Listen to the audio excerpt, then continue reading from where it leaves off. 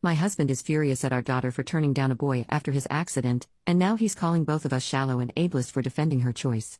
So my husband and I have been arguing about this all day, and I need some outside perspective. My husband picked our daughter, Cindy, up from school, and he saw her speaking to a schoolmate that she had previously had a crush on. For context, last year during a sleepover, my husband and I overheard Cindy's friends lightly teasing her over having a crush on this boy. My husband also gently teased her with some innocent jokes like Cindy and boys sitting on a tree kissing type of silliness, and he sometimes brings it up randomly to tease her, like asking her if she wants to invite her boyfriend when we go on family outings. She never actually dated him or is even friends with him as far as we know. Her dad just likes to tease her. Anyway, apparently over the summer the boy was injured in an accident and he missed the first couple of weeks of school as a result. When my husband was picking her up, he saw them talking and noticed that the boy had significant scarring on his face and hand. When he asked her what happened to him and what they were talking about, saying that the boy looked disappointed, she explained to him about his accident and that he was just asking her out on a date but that she turned him down.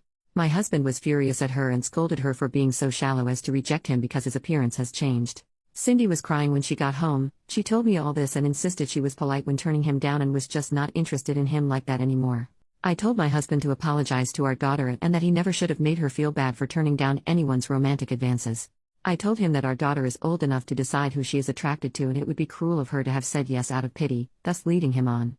My husband is now saying that he sees me differently and that I should be ashamed for teaching Cindy to be a shallow monster and ableist. He is also angry that I undermined him when he was scolding our daughter and says we should not undermine each other's authority when disciplining our child. I was not doing it to undermine him. I just think it's not healthy to make our daughter feel guilty and shamed for not being interested in someone. I do feel bad for the boy, but I don't think it is anyone's place, neither mine nor my husband's, to tell Cindy she has to date someone or she's a bad person. Am I out of line for thinking this? Because my husband seems to think so. Update 2 days later. Hi everyone. I got a lot of responses yesterday and I thought I should update on what happened since I posted. I wanted to address some things first that I saw in the replies. 1. Many comments were either implying or outright saying that if my daughter's reasons for turning down the boy, I'll call him Sam, were primarily because of the change in appearance after his accident, then that would mean my husband was right that she was a shallow monster and I was enabling her. This didn't sit right with me and hurt to hear. But people also pointed out that if the roles were reversed, and it was my daughter whose appearance had changed and was then rejected by a boy, then I would probably be livid at the boy, right? These comments stuck with me and really made me think more deeply about this whole situation, and I'm really glad I was asked these things because it made me realize what lessons I wanted my daughter to get from this situation.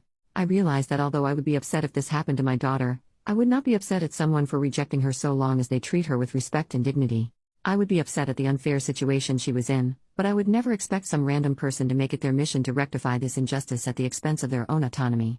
I would instead comfort my daughter and explain to her that people are like puzzle pieces, not all of them fit together, and that just because a boy she liked wasn't her puzzle piece does not make her any less valuable or beautiful, and one day she might find someone who does fit well with her. 2. The lesson I wanted my daughter to learn from this was that she was not shallow for rejecting someone romantically regardless of the reason, even if it was physical. That everyone is owed human decency and respect, but not romantic affection. Denying someone equal respect and dignity because of their appearance would be shallow, but she did not do that. Her romantic affection is not a commodity to be distributed, it belonged to her and she is not obligated to be fair when it comes to who she wants to share it with. It belonged to her alone, and is a privilege she gets to bestow on someone she likes and who treats her well. 3. A lot of the comments really made me realize how important it is for Cindy to feel like her consent matters, because what could start with just going on a date she doesn't want to go on, could one day escalate into her being pressured or coerced into dangerous and traumatizing situations or abusive relationships.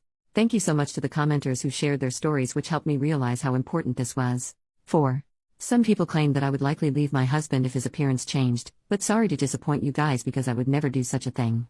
I love my husband so much, my relationship with him is stronger than just dating or a crush. We built a life together, and his appearance changing would not change that.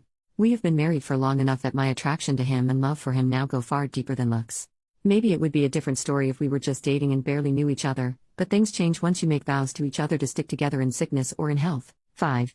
Many people are claiming that my husband is a monster and abusive. It may seem that way if all you know about him is this one situation, but he is a full human being. He does more for this family every day than I could ever express in one post. He has issues with anger and that he often says things he regrets during. But when he cools off, he is always open to listening and communication.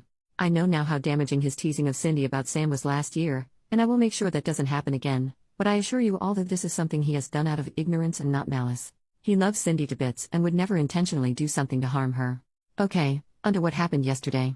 Husband woke up and left the house early, so I didn't get a chance to talk to him. When Cindy woke up, I made sure she was okay and told her I wanted to talk to her about what happened the day before. Her friend's mom gave her a ride home and she got here before my husband did, so we were able to have a heart-to-heart.